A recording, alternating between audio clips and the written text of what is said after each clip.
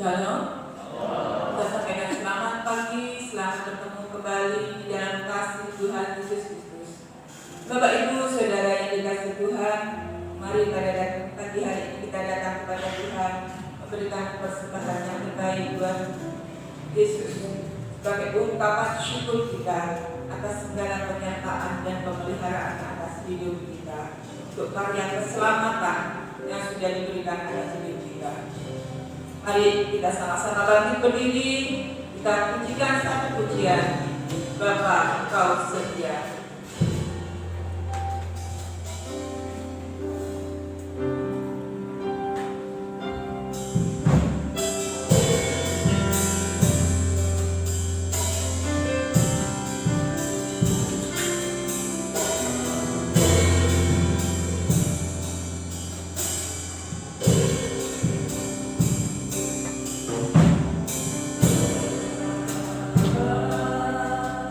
Kau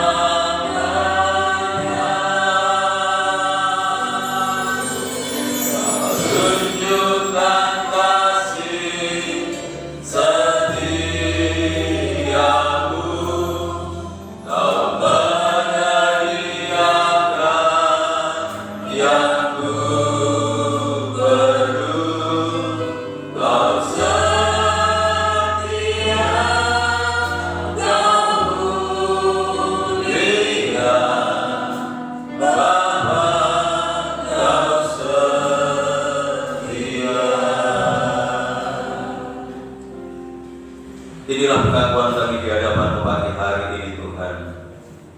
Betapa Engkau Allah yang setia di dalam kehidupan kami, dan kesetiaan-Mu sudah Engkau nyatakan lewat pemeliharaanmu, di mana Tuhan Engkau tidak pernah meninggalkan kehidupan kami. Engkau melengkapi, Engkau mencukupi apa yang kami perlukan, sehingga sampai hari ini kami tetap terpelihara oleh karena kasih setiamu di dalam kehidupan kami. Teristimewa pada pagi hari ini di mana Engkau menyediakan kesempatan bagi kami untuk kami dapat datang kepada Tuhan lewat ibadah yang Kau sediakan bagi kami pagi hari ini. Kami ingin lebih dalam lagi untuk mengenal kepada Tuhan.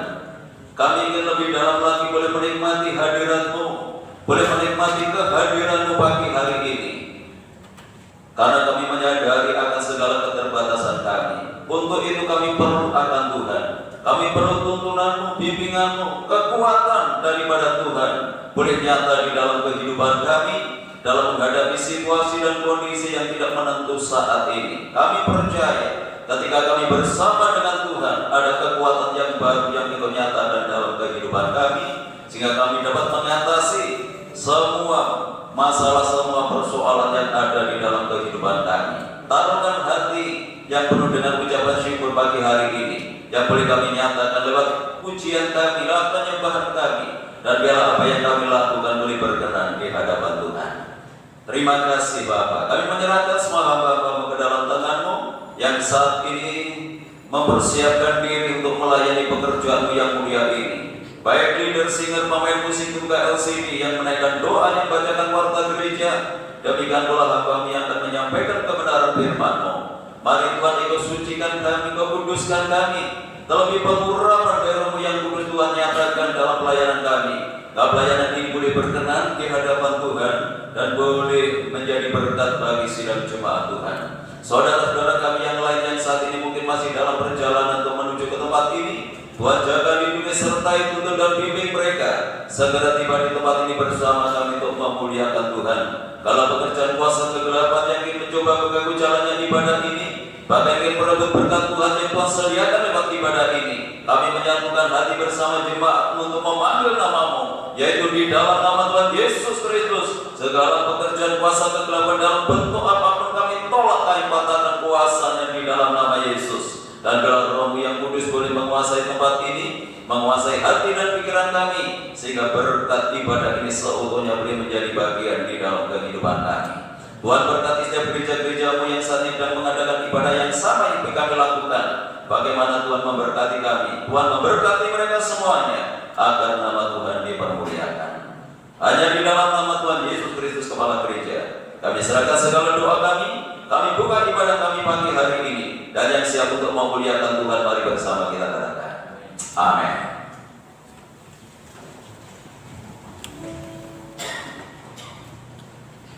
Puji nama Tuhan. Sekali lagi bisa sampaikan shalom. Ada sukacita karena kuasa Roh Kudus yang memberikan sukacita itu dalam hidup kita, sehingga pada pagi hari ini kita bisa ada di tempat ini. Itu hanya karena Roh Kudus yang menggerakkan hati kita untuk datang beribadah, menyembah Dia, memuliakan nama Dia dengan penuh sukacita. Mari saat ini saja undang sidang jemaat kami berdiri. Kita akan pujikan satu pujian Anggur Baru.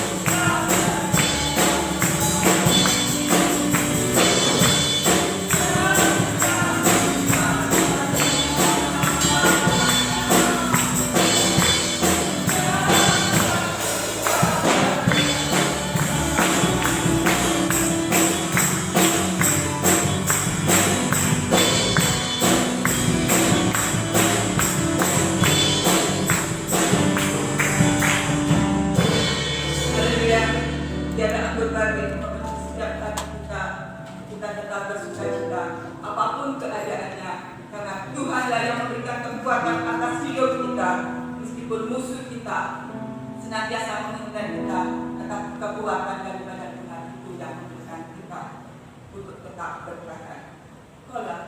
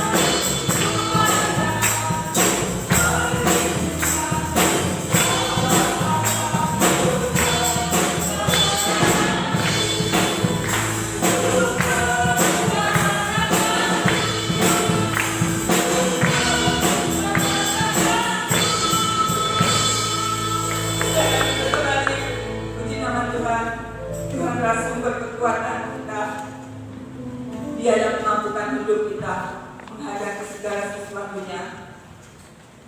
Haleluya. Kita akan mendengarkan firman Tuhan. Biarlah dengan kekuatan firman Tuhan itu yang akan memampukan kita. Haleluya. Hidupku.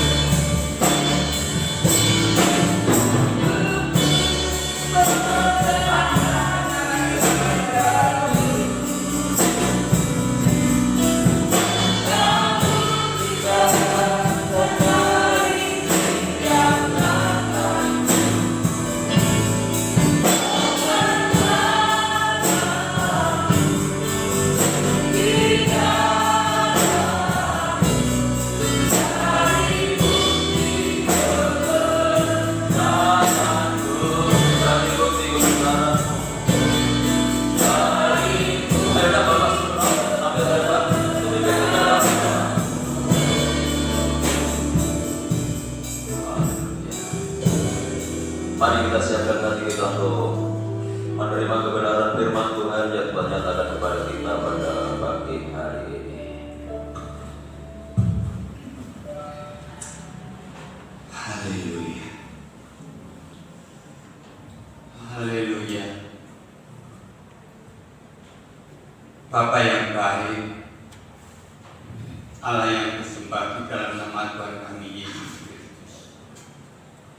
Tiada sesuatu yang lebih indah yang harus kami ucapkan selain kami mengucapkan syukur dan terima kasih atas segala kasih kemurahan Tuhan yang telah Tuhan nyatakan bagi kehidupan kami. Kalau pada saat ini Tuhan kami ada sebagaimana kami ada, ini bukan oleh karena kekuatan kami, usaha kami, namun ini semata oleh karena kemurahan-Mu Tuhan. Sehingga pada saat ini Tuhan kami boleh bersama dengan Engkau lewat ibadah pada pagi hari ini untuk memuji dan mengagungkan nama-Mu Tuhan. Engkau-lah Allah kami, Allah yang layak menerima segala pujian, kebesaran, kemuliaan. Hanya Engkau-lah Allahku yang patut ditinggikan dan dimuliakan. Oleh sebab itu Tuhan kami bersyukur Tuhan, dan hadirat-Mu boleh kami rasakan dengan penuh sukacita, yang penuh gairah kami mengagungkan nama-Mu Tuhan. Inilah sebagai rasa syukur kami Tuhan, kalau kami bisa menyembah, memuji, dan mengagungkan nama-Mu Tuhan. Dan pada saat ini Tuhan, kami akan menerima sebagian daripada kebenaran-Mu Tuhan. Pakai hamba-Mu sebagai saluran berkat Tuhan untuk menyampaikan kebenaran-Mu Tuhan. Lewat hamba-Mu Tuhan, kiranya Tuhan kami jemaat-Mu Tuhan boleh Engkau bentuk lewat kebenaran firman-Mu Tuhan. Biarlah Tuhan Engkau berfirman Tuhan, untuk Tuhan senantiasa membangun di dalam kerohanian kami, supaya kami tidak terpengaruh dengan situasi dunia yang penuh dengan kesulitan ini, tetapi kami memandang Engkau lewat kebenaran firman-Mu Tuhan. Biarlah Engkau memberikan satu damai, sejahtera, sukacita Tuhan lewat kebenaran-Mu, dan kebenaran-Mu ini merupakan Tuhan pegangan di dalam setiap kehidupan kami, di dalam perjalanan hidup kami. Terima kasih Bapa, terima kasih. Jikalau ada roh jahat, roh iblis, Tuhan yang mengganggu jalannya ibadah kami, tidak ada roh yang lebih besar kecuali roh Kristus sendiri. Oleh sebab itu Tuhan kami bersatu hati di dalam nama Tuhan kami Yesus Kristus. Kiranya kuasa-Mu menguasai ruangan ini, terlebih ruangan hati kami Tuhan. Inilah merupakan doa dan kerinduan kami. Semuanya kami alaskan di dalam nama Tuhan kami Yesus Kristus. Haleluya. Amin. Amin. Silakan duduk kembali. Bapak Ibu yang dikasihi oleh Tuhan, saya sampaikan shalom. Salam sejahtera di dalam kasih Tuhan kita Yesus Kristus. Hanya oleh karena anugerah dan kemurahan Tuhan, pagi hari ini kita dipertemukan kembali lewat ibadah Raya 1 yang masih Tuhan sediakan di dalam kehidupan kita. Sesuai yang sudah saya sampaikan minggu yang lalu, bahwa hari ini ada penyerahan anak dari Bapak Stedian Julio Putra Peradanan dengan Ibu Hana Tenasa Krestari. Ini adalah anak yang pertama yang akan diserahkan hari ini kepada Tuhan. Dan pemberitaan firman Tuhan pada pagi hari ini, ya tentunya seutuhnya yang berkenaan dengan nama ini. Karena nama ini diambil dari Alkitab, ini tidak hanya ditujukan kepada keluarga, tetapi ini untuk kita semua. Ya, mengingat waktu yang terbatas ini, sehingga pemberitaan firman Tuhan berkenaan dengan nama yang disandang oleh anak ini. Ya, puji Tuhan. Namanya adalah Joy Selin Deborah Elianor Pradana. Ayahnya adalah Bapak Stevian Julio Putra Pradana. Ibunya Hana Tenasa Kristari. Nama yang sangat luar biasa. Ya, nama yang sangat indah. Tentunya tidak hanya indah namanya, tetapi juga memiliki makna yang sangat luar biasa anak ini. Dan ini harapan orang tua supaya anak ini sesuai dengan namanya.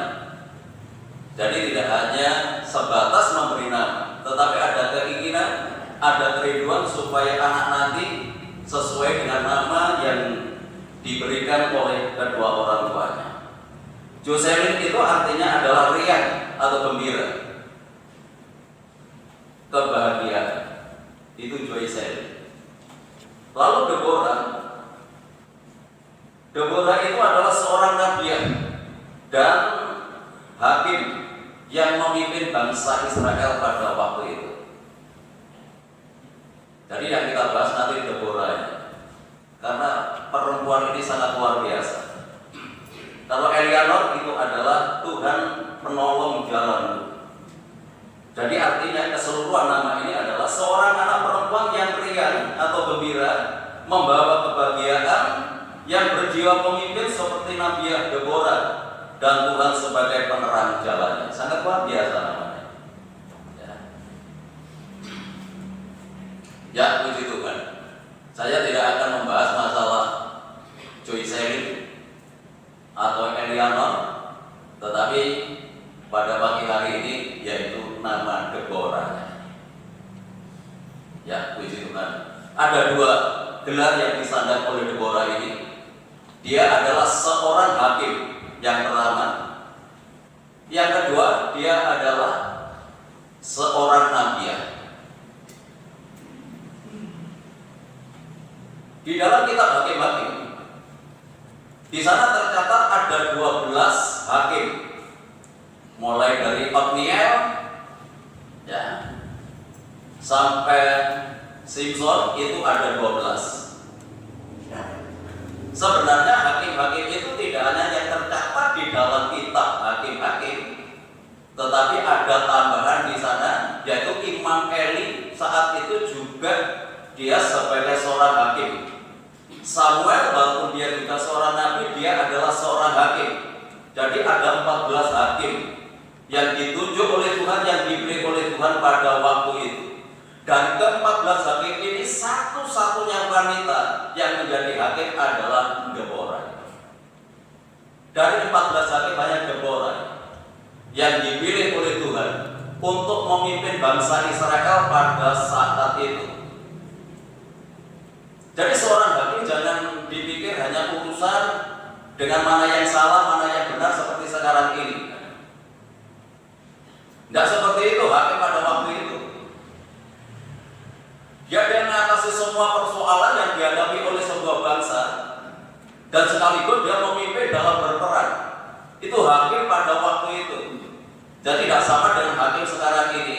Kalau hakim sekarang ini urusannya mana yang salah, mana yang benar, menentukan mana yang salah, mana yang benar. Itu hakim sekarang ini. Tidak sama dengan hakim pada waktu itu yang dipilih oleh Tuhan. Dia tidak hanya memberi arahan kepada umatnya yang bermasalah, tetapi dia sekaligus memimpin di dalam berperang. Dan yang kedua, dia itu adalah seorang nabi. Kalau laki-laki itu nabi, tetapi kalau seorang perempuan itu adalah nabi. Jadi luar biasa, Deborah ini tidak hanya menjadi seorang pemimpin sekuler, tetapi dia juga menjadi seorang pemimpin rohani. Jadi tidak hanya sekulernya yang menonjol, tetapi ada keseimbangan. Dia juga menjadi seorang pemimpin rohani. Berarti dia juga rohaniawan, namanya nabiah. Ya, inilah Deborah. Nah, kapan Deborah ini dilantik oleh Tuhan, diangkat oleh Tuhan untuk menjadi seorang hakim? Nah, itu kita baca ya, di dalam Hakim-Hakim pasal yang keempat. Hakim pasal 4 ayat 1 sampai ayat yang 5. Demikian firman Tuhan. Setelah Ehud mati, orang Israel melakukan pula apa yang jahat di mata Tuhan. Lalu Tuhan menyerahkan mereka ke dalam tangan Jabin, raja Kanaan, yang memerintah di Hasor. Panglima tentaranya ialah Sisera yang diam di Hasoret Hayokim. Lalu orang Israel berseru kepada Tuhan, sebab Sisera mempunyai 900 kereta besi, dan 20 tahun lamanya ia menindas orang Israel dengan keras. Pada waktu itu Deborah, seorang nabiah, istri Lapidot, memerintah sebagai hakim atas orang Israel. Ia biasa duduk di bawah pohon korma Deborah antara Ramah dan Beter di pegunungan Efraim, dan orang Israel menghadap dia untuk berhakim kepadanya. Berhakim kalau dalam bahasa sehari-hari minta nasihat, itu lebih gampang kalau daripada berhakim. Apa maksudnya berhakim? Minta nasihat, minta petunjuk kepada Deborah. Jadi kalau ada seorang yang menyandang gelar Deborah, punya nama Deborah, itu orang luar biasa. Ketika saat itu bangsa Israel mengalami penindasan dari orang Kanaan yang dipimpin oleh Sisera selama 20 tahun. Dikatakan oleh firman Tuhan tadi, mengapa diserahkan kepada Sisera, ditindak di sana? Karena mereka melakukan perbuatan yang jahat di mata Tuhan. Kalau kita memperhatikan mulai dari Hakim Otniel sampai Simpson, bangsa Israel seperti itu. Artinya ketika hidupnya makmur, hidupnya enak, nggak perlu Tuhan, mereka berbuat yang jahat. Nanti Tuhan serahkan kepada bangsa lain, ditindak di sana. Kalau sudah sengsara, berseru lagi kepada Tuhan. Seperti ini keadaannya. Nggak tahu kalau orang Kristen sekarang. Kalau enak lupa Tuhan, kalau nggak enak berseru kepada Tuhan. Masih untung kalau mau berseru. Artinya mau kembali kepada Tuhan. Kan Tuhan itu Maha Pengasih, Maha Penyayang. Walaupun bolak-balik disakiti hatinya, ketika anaknya itu mau kembali, Tuhan masih mau menerimanya. Ya kadang-kadang nggak sama dengan kita. Kalau hati kita sudah disakiti itu, mau orang kembali rasanya berat untuk bisa menerimanya kembali. Tetapi tidak demikian Tuhan. Selama 20 tahun mereka ditindas oleh Sisera ini. Lalu mereka berseru kepada Tuhan, minta pertolongan Tuhan, walaupun sudah menyakiti hatinya. Nah, di sanalah Tuhan melantik seorang perempuan ini yang bernama Deborah untuk menjadi seorang hakim, memimpin di dalam berperang. Jadi istilah emansipasi itu tidak hanya didengungkan sekarang ini. Sejak dulu sebenarnya sudah ada emansipasi ini. Tidak hanya pria, tidak hanya laki-laki yang menjadi seorang pemimpin. Tuhan itu sebenarnya tidak membedakan ya masalah jenis. Baik laki-laki maupun perempuan, sama saja di hadapan Tuhan bisa dipakai oleh Tuhan. Buktinya pada Deborah ini, walaupun hanya seorang diri dari 14 hakim yang saya pelajari, hanya Deborah ini yang dipilih oleh Tuhan. Ini adalah anugerah daripada Tuhan. Jadi wanita pun ya bisa menjadi seorang pemimpin, apalagi sekarang ini. Banyak kesempatan. Ya, pola pikir kita harus berubah. Tidak seperti tahun 50-an. Wanita tidak perlu untuk sekolah. Yang penting so nyambel. Nah, umur 14-15 sudah menikah. Itu dulu, kan? Itu zaman 50-an, zaman Diponegoro bisa seperti itu. Kalau sekarang kan banyak kesempatan wanita-wanita itu jadi pemimpin. Buktinya sekarang kan banyak ya, wanita-wanita yang jadi pemimpin. Ya, apalagi kalau berbicara masalah pemimpin sekuler ini, kalau saya perhatikan malah lebih banyak wanitanya. Hampir di setiap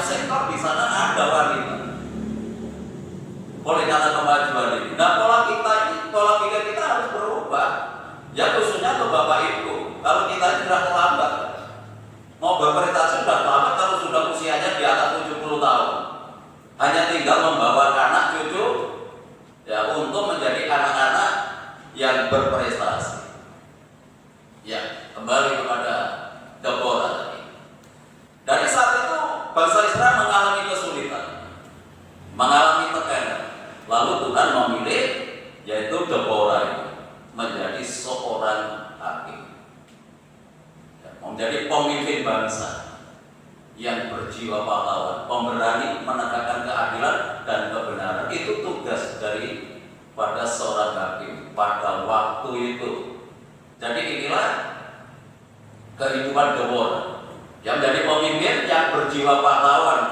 Namanya pahlawan itu tidak mementingkan dirinya sendiri, tetapi lebih menitik beratkan untuk kepentingan orang lain. Kalau berbicara masalah bangsa, yang lebih menitik beratkan kepentingan bangsa, kepentingan bersama daripada kepentingannya sendiri. Itulah seorang pemimpin sekuler. Bapak Ibu yang dikasih oleh Tuhan, ada 3 teori tentang munculnya seorang pemimpin sekuler ini. Yang pertama teori genetis atau genetik. Teori ini menyatakan bahwa seorang pemimpin lahir dari pembawaan bakatnya sejak lahir. Jadi ada teori yang seperti ini. Jadi sejak lahir dia itu ya sudah mempunyai jiwa pemimpin. Jadi bukan dibentuk menurut perencanaan yang disengaja atau dipersiapkan sebelumnya. Pemimpin demikian lahir dari situasi yang bagaimanapun juga, karena dia bersifat sudah ditetapkan atau monarki. Ini sistem kerajaan. Jadi pasti akan jadi pemimpin. Contohnya kalau Inggris sementara ini kan sedang dibicarakan masalah kematian Philip itu. Pangeran Philip yang dipanggil oleh Tuhan hari-hari ini, kemarin baru dimakamkan. Siapa yang menggantikan nanti? Dua anaknya. Sudah tidak mungkin orang lain karena sistem kerajaan sejak lahir sudah ditetapkan, walaupun dia tidak belajar tetap jadi pemimpin. Ini teori genetik. Kalau yang kedua ada teori sosial. Teori ini kebalikan atau berlawanan dengan teori yang pertama tadi, genetik tadi. Pemimpin tidak muncul akibat bawaannya sejak lahir, melainkan dipersiapkan dan dibentuk. Sebab itu setiap orang bisa menjadi seorang pemimpin asal mau dipersiapkan, dididik secara sistematis, secara teratur. Jadi semua orang itu bisa. Kalau tadi hanya khusus yang pertama tadi, sistem genetik itu, teori genetik itu hanya khusus. Gak mungkin pindah orang lain kalau sistemnya itu kerajaan. Anaknya, nanti anaknya lagi ya, pokoknya anaknya. Ya. Tetapi teori yang kedua sosial ini, semua orang bisa jadi pemimpin. Yang penting itu mau dibentuk, mau dipersiapkan secara sistematis yang teratur. Jadi dipersiapkan sebelumnya. Ya. Jadi yang generasi muda saat ini banyak kesempatan. Yang penting mau dipersiapkan, mau dibentuk. Ya, karena untuk menjadi seorang pemimpin, mewujudkan seorang pemimpin ini enggak dadakan, ya. Enggak dadakan atau spontanitas, jadi enggak lewat proses. Yang ketiga, teori ekologis. Teori ini sebagai respon terhadap teori yang pertama dan yang kedua. Ini bagus sekali ini yang ketiga ini. Teori ini menyatakan bahwa pemimpin muncul melalui bakat sejak kelahirannya, lalu dipersiapkan lewat pengalaman dan pendidikan sesuai dengan konteksnya, sesuai dengan kondisinya, konteksnya. Ya. Puji Tuhan. Ini teori. Jadi tidak ada pemimpin yang dadakan atau otomatis, ya kecuali yang pertama tadi genetik tadi. Tapi bagaimanapun juga tetap dipersiapkan. Ya, jadi kalau saudara kita sekian dengan anak memberikan nama ini, tidak gagaan untuk menjadi seorang pemimpin itu dipersiapkan, dibekali. Kalau ini berbicara masa sekuler, pengetahuan sekuler itu juga sangat penting untuk melengkapi pertumbuhan anak ini, mempersiapkan untuk menjadi seorang pemimpin. Ya. Jadi masalah pendidikan sekuler itu juga perlu kalau ini berkaitan dengan masalah pemimpin sekuler. Apalagi sekarang ini. Ya, sekarang ini selalu yang ditanyakan itu ijazah. Ya. Pekerjaan apa saja, Pak. Ya. Sampai nunggu toko saja di sana juga ditentukan ijazahnya.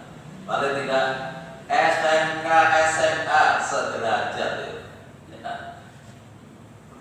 Apalagi mempersiapkan anak menjadi seorang pemimpin. Tetapi kita tidak perlu berkecil hati ketika anak kita itu nggak sesuai dengan yang kita harapkan dalam nilai akademis. Yang seringkali kita sebagai orang tua itu salah untuk memahami anak. Masalah akademisnya, begitu nilainya jelek, kita sudah putus asa. Begini gagal. Anak-anak ini tidak punya masa depan yang baik ketika nilai akademisnya itu tidak menurun. Kalau kemarin saya membaca lewat penelitian Menteri Pendidikan Nadiem Makarim, kesuksesan itu tidak ditentukan oleh NIM, tidak ditentukan oleh ranking maupun IPK yang bagus. Tapi bukan berarti kita tidak belajar. Ada anak yang sudah maksimal mati-matian belajar, nilainya tetap jelek. Ada yang seperti itu. Jadi ini bukan untuk melemahkan belajar. Bukan untuk melemahkan belajar. Kita harus belajar. Anak kita harus kita perhatikan masalah pendidikannya ini, belajarnya ini. Kalau kita bisa mendapatkan IP yang bagus, kenapa kita mendapatkan yang jelek? Kalau kita bisa mendapatkan nilai yang bagus, kenapa kita tidak belajar? Tetapi semuanya ini tidak satu-satunya untuk menentukan sebuah kesuksesan atau menjadi seorang pemimpin.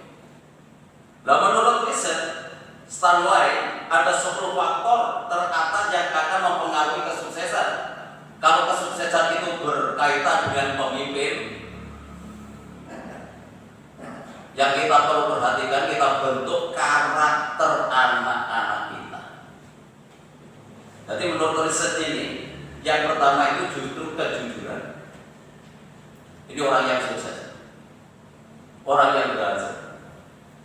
Bentuklah sekarang menjadi anak yang jujur. Yang pertama. Yang kedua, disiplin keras. Baru disiplin. Sebab kalau sejak dini tidak dididik disiplin, gede pun bangga disiplin. Contohnya menaruh sesuatu saja, menaruh sandal, nggak usah menaruh sandal. Sandal itu kan kanan kiri, ada yang satu di ujung sana, yang satu di ujung sana. Itu kalau tidak dibenahi sekarang, tidak akan pernah disiplin dalam segala hal. Yang kecil saja tidak disiplin. Dan ini harus orang tua lebih dahulu yang memberikan teladan. Ini hal yang kecil, menaruh sandal saja kadang-kadang tidak bisa sepasang gitu ya. Ada orang yang memang tertib begitu, tetapi ada yang sembarangan gitu. Pas ada molak-malik tidak masalah. Itu sudah tidak tertib. Gitu. Ya. Mulai dari yang kecil harus ditertibkan. Ya. Mudah bergaul. Jadi anak itu harus bergaul sejak dini, jangan eksklusif. Ini akan menutup nanti. Bagaimana dia akan menjadi seorang pemimpin kalau sejak dini dia tidak mendapatkan pendidikan supaya dia bisa bergaul dengan orang lain, bersosialisasi dengan orang lain. Apalagi kita memang makhluk sosial yang harus bersosialisasi kepada semua orang. Ya. Yang keempat, hubungan pendamping atau orang tua. Ini penting sekali ya. Jadi orang tua tetap memberikan semangat. Kalau mungkin nilainya jelek ya jangan dicela. Dimotivasi, diberikan semangat supaya mereka ada kemajuan. Tapi seringkali kan kita tidak begitu. Begitu kita melihat anak kita nilai jelek, kita pun juga ikut lemas. Wong tuanya ikut lemas, anaknya apa? Ya, kita sebagai orang tua harus memberikan semangat kepada anak kita.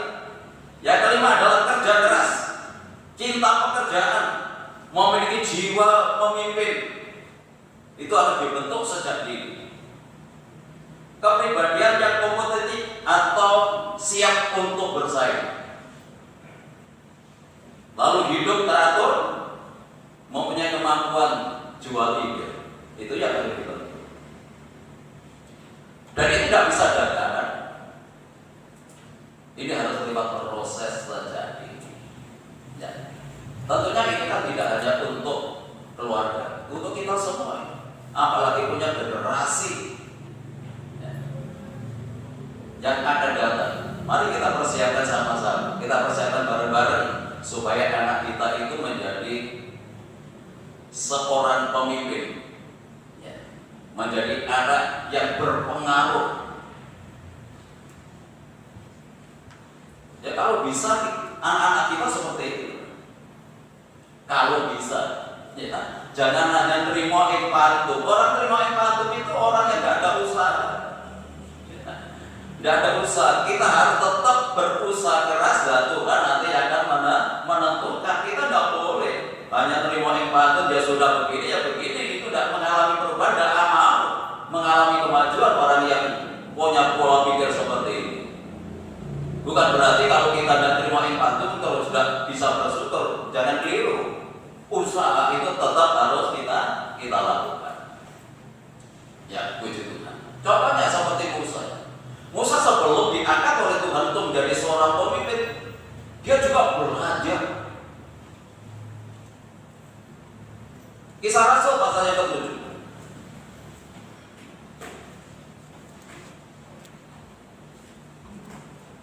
Kisah Rasul pasal yang ke-7.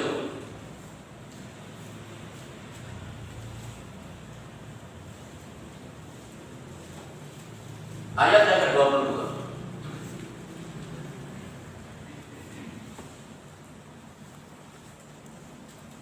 Langsung saja sampai ayat dan ayat 30 ya.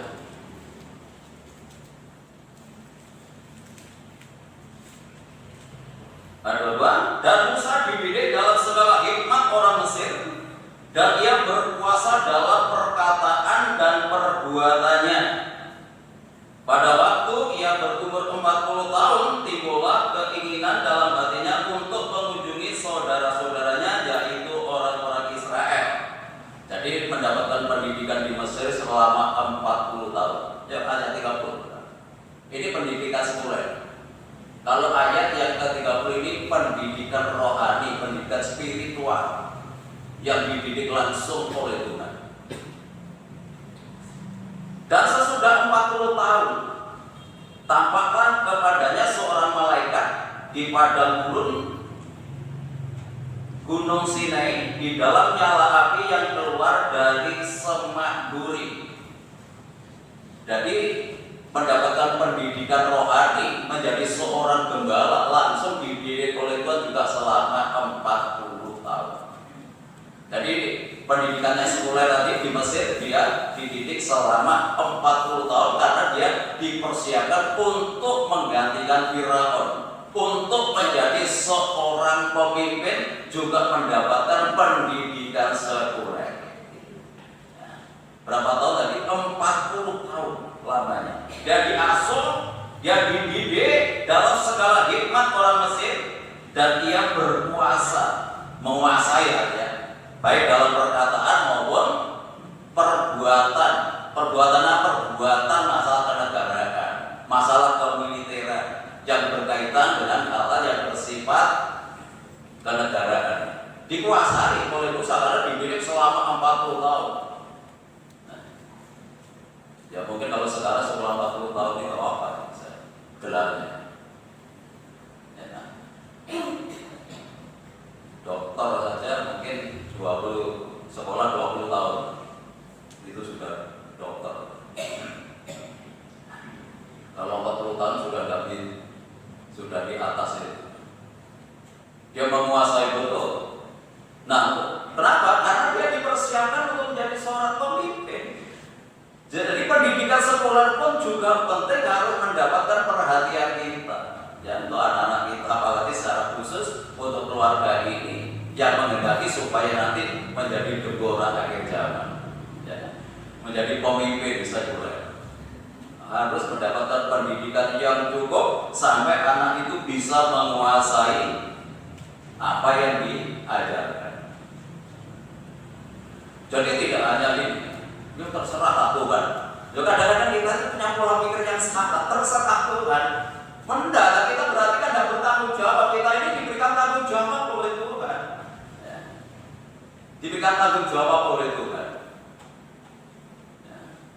Untuk melakukan apa yang bisa kita lakukan, apa yang bisa kita kerjakan. Apalagi kalau berbicara anak, itu adalah tanggung jawab kita sebagai orang tua. Tetapi Musa ini tidak hanya sebatas mendapatkan pendidikan sekuler, tetapi dia juga mendapatkan pendidikan spiritual, pendidikan rohani. Setelah dialihkan dari Mesir, dia pergi ke Midian jadi seorang gembala selama 40 tahun. Ini pendidikan rohani. Supaya apa? Supaya tidak sombong. Coba kalau dia mendapatkan pendidikan di Mesir, tidak mendapatkan pendidikan yang cukup dalam kehidupan rohaninya, tidak ada keseimbangan dalam rohaninya, dia bisa menjadi orang yang sombong, menjadi pemimpin yang sombong, menjadi orang yang sukses yang sombong. Ya.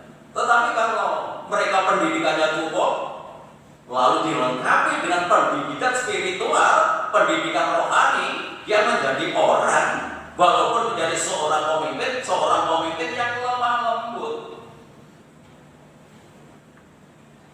Ya kalau dalam 2 Timotius pasal yang ketiga ayat 15 itu, sejak kecil kamu mengenal kitab suci. Pendidikan rohani itu dimulai sejak kecil.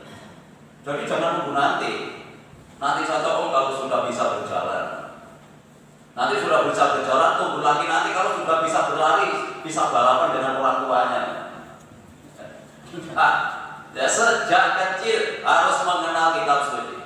Ya kita sebagai orang tua, ketika kita punya anak-anak, ya, jangan tunggu nanti, sejak kecil. Kalau saat ini sekolah minggu sudah mulai dibuka, ya antar anak-anaknya. Kadang-kadang kita ini lebih menitik beratkan kepada sesuatu yang bersifat sementara. Kalau anaknya les mau ngantar, mau jemput, bayar, rela. Tapi ngantar sekolah minggu, ya kadang-kadang kita berat. Padahal itu sangat penting untuk membentuk kehidupan karakter anak-anak kita, supaya menjadi seorang pemimpin yang berkarakter Kristus. Lalu apa hasilnya? Untuk Musa ini, karena kalau saya melihat Deborah itu tidak memiliki latar belakang pendidikan seperti ini, tetapi saya yakin sama untuk membentuk seorang pemimpin, apalagi Deborah itu seorang pemimpin rohani dan juga pemimpin sekuler, harus mendapatkan pendidikan yang seimbang. Dalam Bilangan pasal yang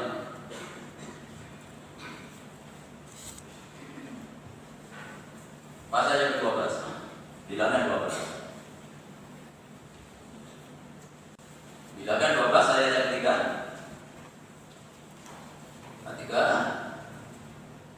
Adapun Musa ialah seorang yang sangat lembut hatinya, lebih dari setiap manusia di atas muka bumi. Ini loh hasilnya. Kalau mendapatkan pendidikan yang seimbang, baik pendidikan formal, pengetahuan umum maupun pendidikan rohani. Jadi walaupun mereka punya gelar sekalipun tetap rendah hati. Apa saat itu Musa itu jadi bawahan? Nah, Musa jadi pemimpin. Pemimpin yang lemah lembut, pemimpin yang rendah hati. Sangat luar biasa ya. Karena ada keseimbangan. Nah, untuk itu kalau kita menghendaki anak-anak kita menjadi seorang pemimpin yang rendah hati, pemimpin yang lemah lembut, ya harus kita persiapkan sejak dini kebutuhan kehidupan rohaninya. Ya, apa kaitannya dengan Deborah? Deborah itu artinya lebah. Tadi belum saya sebut hanya gelarnya tadi.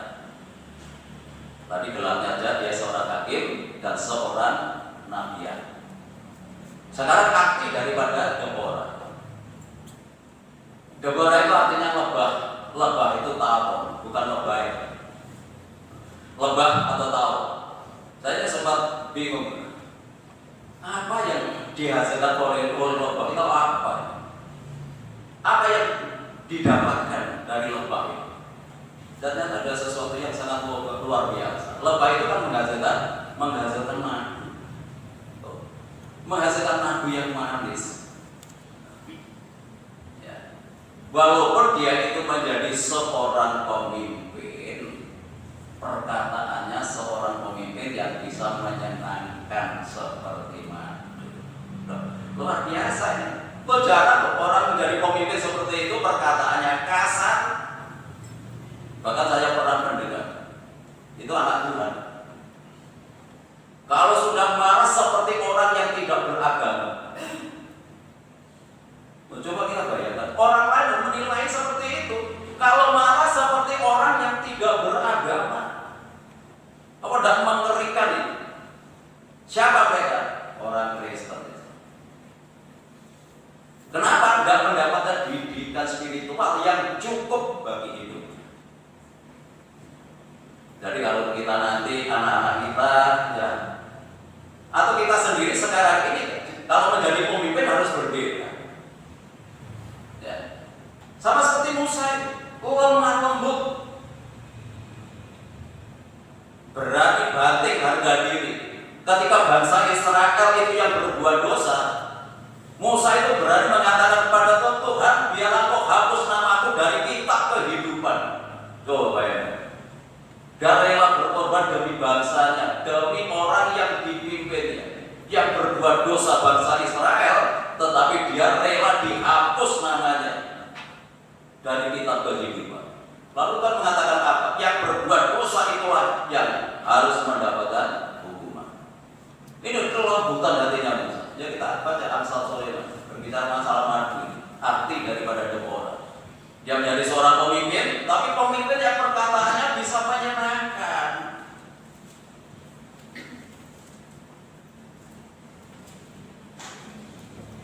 Amsal Sulaiman 16.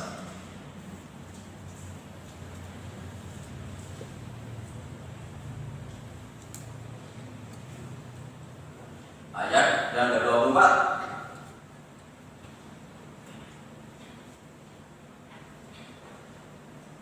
Perkataan yang menyenangkan adalah seperti sarang madu, manis bagi hati dan obat bagi tulang-tulang. Luar biasa ya. Cara perkataan yang menyenangkan seperti madu tadi arti daripada Deborah. Jadi sebenarnya kalau nyandang nama Deborah ini perkataannya itu harus menyenangkan hati orang lain, bukan menyakitkan. Ya. Manis seperti madu, manis bagi hati dan obat bagi tulang-tulang. Luar biasa. Ya. Walaupun kita mungkin mendapatkan tempat lebih dari yang lain, kita harus tetap memiliki jiwa seperti itu. Ya. Perkataan, secara khusus perkataan. Orang seorang pemimpin biasanya ya di sini, Pokoknya karena merasa dirinya seorang pemimpin, bahwa itu menyakitkan, bahwa itu menyinggung perasaan orang lain, tidak peduli.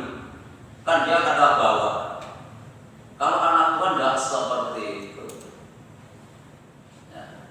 Perkataannya itu harus seperti saran manis bagi hati yang mendengarkan. Ya. Tuh, ini perkataan yang menghibur. Ini perkataan yang manis, perkataan yang seperti obat. Itu adalah perkataan yang menghibur, perkataan yang menguatkan, perkataan yang memotivasi, perkataan yang membangkitkan semangat bagi yang lain. Bukan menjelekkan, bukan merasani, bukan gosip. Ya. Tentunya ini harapan daripada saudara Stedian dengan saudara Hana seperti ini. Nanti ya untuk menjadikan anak ini menjadi anak berkarakter ilahi, berkarakter Kristus, walaupun dia menjadi seorang pemimpin. Nah, kalau bisa tidak hanya pemimpin sekuler, tetapi juga menjadi pemimpin rohani seperti Deborah. Dia adalah seorang nabi. Tapi nabi itu bukan nabi itu. Tugasnya untuk menyampaikan pesan Tuhan, menyampaikan firman Tuhan. Itu kalau dulu. Kalau sekarang bisa menjelaskan firman Tuhan. Itu karunia kenabian. Dan harus tetap dikontrol walaupun punya roh kenabian. Kontrolnya adalah firman Tuhan. Karena Tuhan itu tidak pernah memberikan menaruh perkataannya, menyimpan dari apa yang sudah tertulis di dalam Alkitab itu. Jadi kalau ada orang bernubuat menyimpan dari ini, itu nubuatan yang palsu. Ya. Jadi kalau dia mendapatkan karunia nubuat sekalipun, nubuatannya itu harus sesuai dengan firman Tuhan. Jadi nabi itu menyampaikan firman. Kalau sekarang menjelaskan. Karena tidak semua orang bisa mengerti firman Tuhan. Kalau ada orang yang bisa menjelaskan firman Tuhan, mendapatkan karunia kenabian. Karena firman Tuhan sudah tertuang semuanya di dalam Alkitab ini. Sudah tidak bisa dikurangi, tidak bisa ditambahi. Kalau mengurangi akan dikurangi pahalanya. Kalau menambahi akan ditambahi hukumannya. Di dalam Wahyu pasal 22. Berarti Alkitab ini sudah sempurna. Jadi kalau ada orang yang bernubuat menyimpang dari firman Tuhan, itu adalah nabi palsu. Ya, terpujilah nama daripada Tuhan. Dan terus kita doakan supaya kedua orang tuanya bisa membawa anak ini sesuai dengan namanya. Nantinya menjadi Deborah akhir zaman, menjadi seorang pemimpin sekuler dan juga menjadi seorang pemimpin rohani. Tuhan Yesus memberkati kita pagi hari. Majelis, tolong untuk bisa tampil ke depan untuk mendukung di dalam doa kedua orang tua ini supaya sungguh-sungguh diberikan hikmat oleh Tuhan, kemampuan oleh Tuhan untuk menjadikan anak ini menjadi anak sesuai dengan apa yang disayangkan. Silakan untuk berlutut. Nanti kepala yang akan di dalam doa kita pujikan satu pujian. Kuserahkan anakku pada. Saya udah semua untuk berdiri, sidang jemaat bagi berdiri. Haleluya. Kuserahkan. Kuserahkan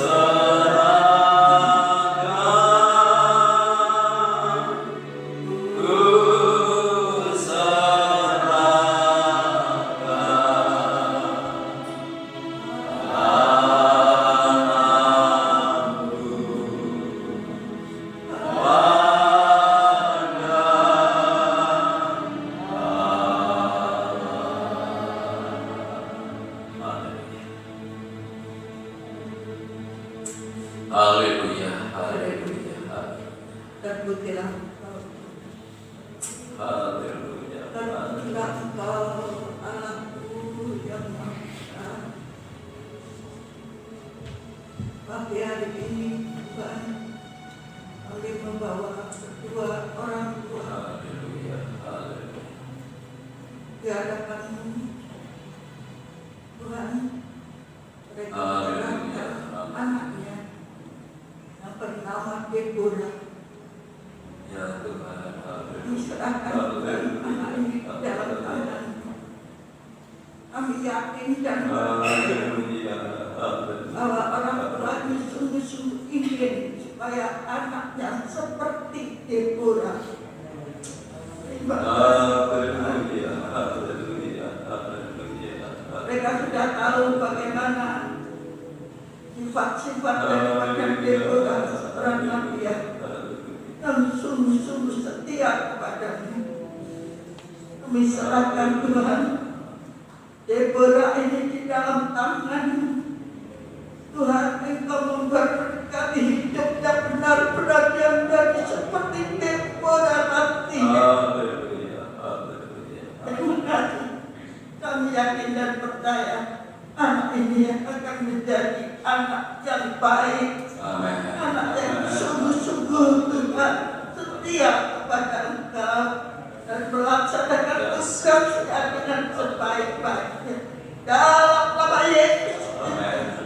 diserahkan Tuhan Deborah di dalam Haleluya. memberkati hidupnya. Tersilah nama Haleluya. Haleluya. Syukur. Terima kasih Tuhan. Terima kasih Tuhan. Saat ini kami menyerahkan kedua orang tua ini dalam tangan. Diserahkan di dalam tangan berkat melimpah atas hidupnya. Dan dia ayah yang baik, Bapa yang menurut firman-Mu. Terima kasih. Menurut apa yang saat ini sudah dibentangkan di atas mimbar, didengarkan baik-baik. Terima kasih Tuhan yang menjadi ayah yang baik. Terima kasih mendidik untuk menjadi yang sungguh-sungguh bergerak di anak. Kami serahkan itu di dalam tangan Tuhan dan lahir yang baik. Bukan seperti Deborah, dia sungguh setia pada dan dia melaksanakan tugasnya dengan baik. Karena dia yang setia pada tugas Tuhannya. Terima kasih Tuhan. Terima kasih. Kami yakin dan percaya keduanya ini akan menjadi orang tua yang baik, orang tua yang setia. Haleluya. Tuhan dengan kuasa berjamaah Tuhan. Haleluya. Haleluya. Terima kasih. Inilah Tuhan. Menyerahkan kami. Diserahkan ketuanya. Anaknya kami serahkan sepenuhnya kepada mereka adalah menjadi anak-anak yang setia kepada Tuhan. Terima kasih.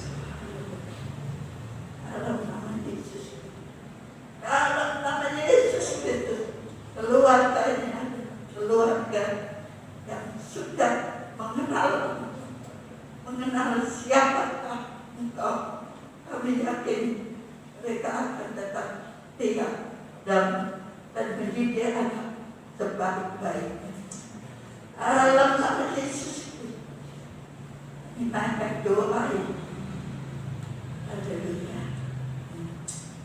Amin. Silakan duduk kembali. Kita berikan mulialah nama Tuhan.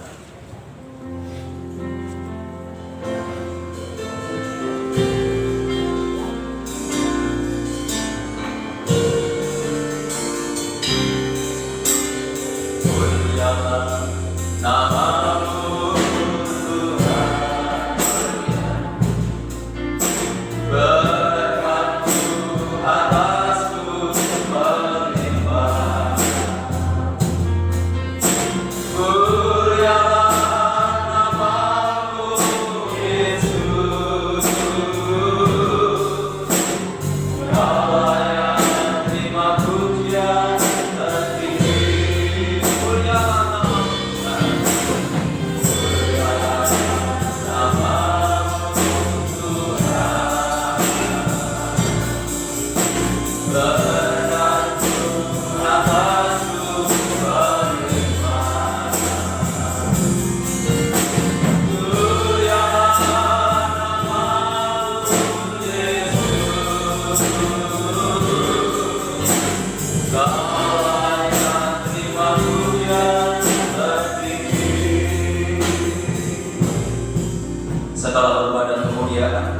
peruntukkan bagimu Tuhan.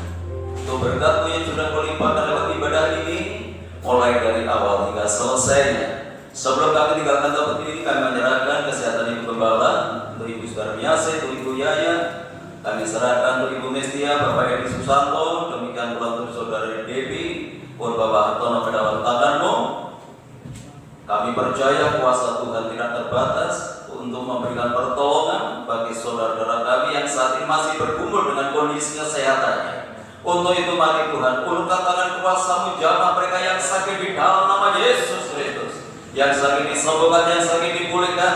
Kuasa milik Tuhan Yesus sanggup memberikan pertolongan. Bapak Ibu kami yang sudah berusia lanjut, biarlah Tuhan tetap anugerahi dengan kekuatan dan kesehatan.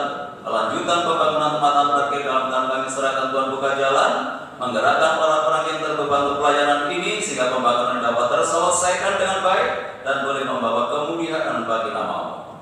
Hamba-Hamba yang sudah melayani pekerjaan pagi hari ini, Tuhan memberkati mereka semuanya, bahkan semakin memperindah pelayanannya di hari-hari yang akan datang. Berkati lingkungan kami, kota kami, bangsa dan negara kami dengan ketenangan, kedamaian dan kesejahteraan. Bapak Presiden bersama wakil dan jajarannya, demikian pula pemerintahan yang ada di daerah diberikan hikmat oleh Tuhan, diberikan tuntunan oleh Tuhan untuk membawa bangsa ini lebih baik lagi. Upaya pemerintah untuk memutus rantai penularan COVID-19 dengan menurunkan vaksin, Tuhan berkati supaya negeri ini segera bebas dari pengaruh COVID-19. Pada akhirnya kami serahkan seluruh sidang jemaat-Mu ke dalam tangan-Mu, baik yang hadir pagi ini maupun yang tidak hadir, baik yang ada di dalam kota, di luar kota.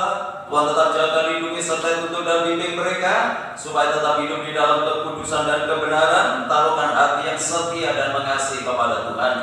Rumah tangga, keluarga, kehidupan nikah jemaat Tuhan berkati dengan ketenangan, kedamaian dan kesejahteraan. Kalau usaha pekerjaan, tugas dan tanggung jawab yang mereka lakukan, Tuhan buat berhasil dan beruntung.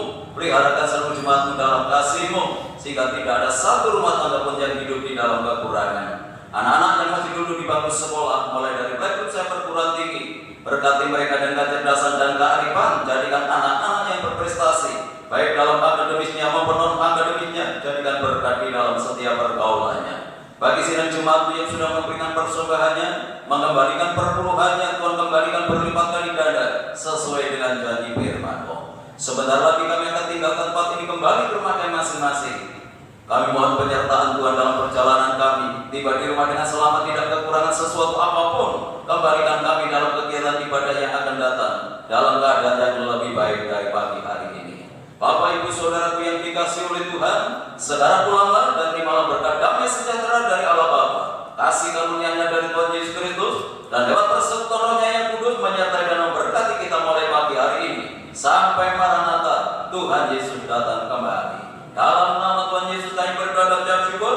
Yang diberkati Tuhan, mari bersama kita katakan amin.